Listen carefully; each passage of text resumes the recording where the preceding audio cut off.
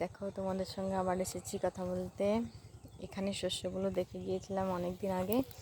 শস্যগুলো কেবল ফুল এসছে। এখন দেখো কত সুন্দর শস্যের দানা বেরিয়েছে। দেখো গাইস, কদিন পরে ঝাড়া হবে, শুকিয়ে গেলে ঝাড়া হবে। অনেক হয়েছে শস্যগুলো। দেখো গাইস, একটা তোমাদের ভেঙে দেখাচ্ছি, খুব সুন্দর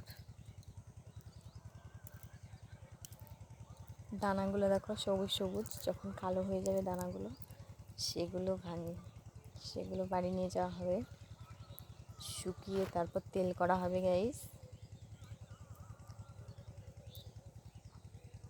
সেই তেলগুলো খেতে খুব টেস্টি হয়, বাড়িতে বানানো। এই দেখো গাইস, সবুজ সবুজ, এখনো পাকেনি শস্য।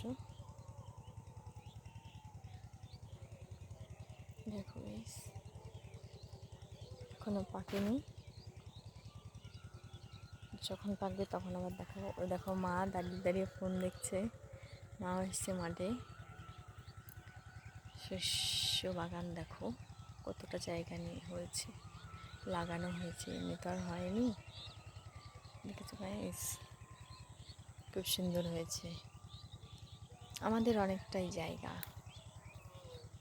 একটা জায়গায় শস্য, একটা জায়গায় ধান।